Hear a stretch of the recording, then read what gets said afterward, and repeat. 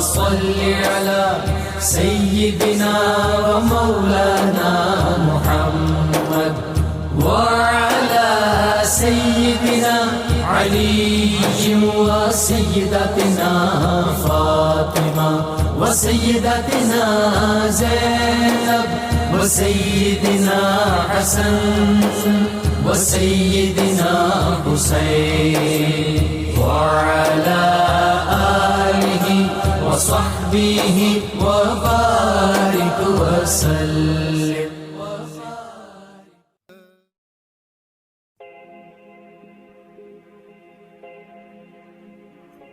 قطب الاقطاب غوث الاغواث شہنشاہ اولیاء کے بار سرکار بدیع الدین احمد زندہ شاہ مدار المعروف قطب المدار زندہ مدار مدار العالمین رضی اللہ تعالی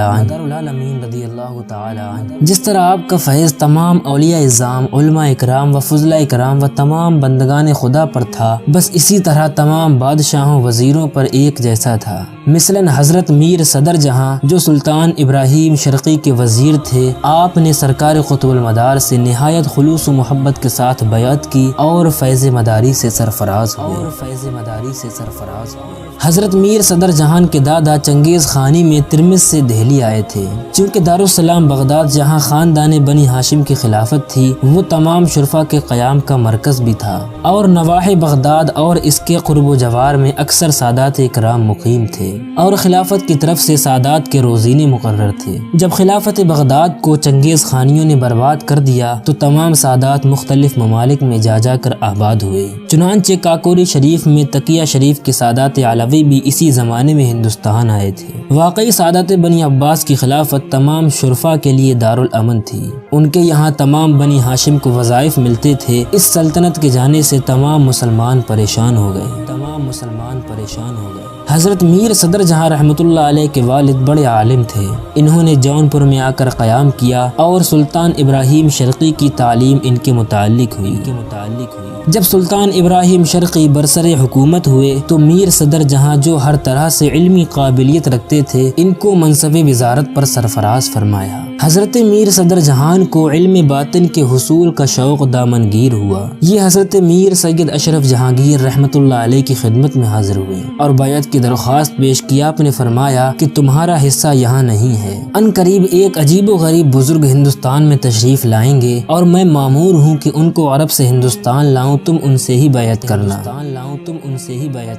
حضرت سید اشرف جہانگیر رحمۃ اللہ علیہ تو یہ فرما کر حج کو چلے گئے اور یہ انتظار کرتے رہے. جب حج سے واپس آئے ہیں تو حضرت میر صدر جہان کو اطلاع کی کہ حضرت قطب مدار کالپی میں رونق افروز ہیں، تم جاؤ اور بیعت کرو. کالپی چونکہ قادر شاہ کی سلطنت میں تھا اور ابراہیم شرقی اور قادر شاہ میں انبن تھی. میر صدر جہان ان کے وزیر تھے اور یہ سلطنت کے کاموں کی وجہ سے آپ کی بارگاہ میں حاضر نہ ہو سکے، اور ایک عریضہ انہوں نے حضرت شاہ مدار کی خدمت میں تمنائے حصول قدم بوسی ارسال کیا اور یہ بھی لکھا کہ اگر ارشاد ہو تو منصب وزارت کو ترک کر کے حاضر خدمت ہوں. حضرت شاہ مدار صاحب نے جواب میں تحریر فرمایا کہ ہم کو ہندوستان بھیجا گیا ہے، تو جو لوگ ہم سے فیضیاب ہوں گے ان کے نام بھی بتائے گئے ہیں، چنانچہ اس فہرست میں تمہارا بھی نام ہے. تم کو ضرور ہمارا فیض پہنچے گا. تم با اطمینان اپنی جگہ پر قائم رہو، ہم خود آتے ہیں.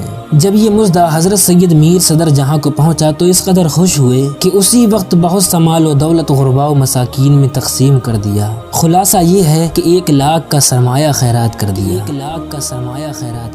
جب حضرت شاہ مدار صاحب نے جون پور کا قصد کیا اور کالپی سے آپ تشریف لے آئے ہیں اور اس کا جب شہرہ ہوا تو میر صدر جہان تو اس کے منتظر ہی تھے. یہ ماں اکابر اور بہت سے لوگوں کو ساتھ لے کر کے بارگاہ مدار میں حاضر ہوئے. حضرت میر صدر جہاں کے ساتھ ابراہیم شرقی کے بھائی اشرف خان اور ان کے علاوہ بہت سے لوگ تھے. ان سب نے بارگاہ مدار میں حاضر ہونے کی اجازت چاہی. آپ حجرے کے اندر تشریف فرما تھے. آپ نے ارشاد فرمایا کہ حجرے میں اتنی جگہ نہیں ہے، البتہ میر صدر جہاں کو اجازت ہے کہ وہ آئیں اور باقی صاحب توقف فرمائیں، میں خود آتا ہوں. میر صدر جہاں حاضر ہوئے ہیں تو آپ نے ارشاد فرمایا کہ عمدہ کھانوں اور گوشت کی بو نے میرا دماغ پریشان کر دیا ہے، لیکن دلی محبت ان سب ظلمات پر غالب ہے. یہ فرما کر نقاب چہرے سے اٹھایا. میر صدر جہاں کی نظر جب ہی حضرت کے چہرے پر پڑی تو فوراً غلبہ محبت میں سرشار ہو کر گر پڑے. سرکار قطب المدار نے آپ کی پیشانی کو بوسہ دیا اور فرمایا کہ اے سید اپنے سر کو اٹھا، اس وقت حضرت موسیٰ علیہ السلام کی نسبت کا پرتو تم پر ظاہر ہو رہا ہے۔ جب حضرت قطب المدار رضی اللہ تعالی عنہ نے حضرت سید میر صدر جہاں کو اتنی محبت و شفقت سے نوازا تو آپ کی آنکھوں میں خوشی کے آنسو چھلک آئے اور چند دعائیں اور نصیحتیں دے کر فرمایا کہ باہر جاؤ، لوگ ہمارے انتظار میں ہیں۔ جب حضرت قطب مدار صاحب اپنے مشاغل سے فارغ ہو کر باہر تشریف لائے تو پہلے ہی سے آپ کے لیے کرسی بچھا رکھی تھی۔ آپ تشریف فرما ہوئے اس مجلس میں تقریباً 1,00,000 آدمی جمع ہو گئے تھے۔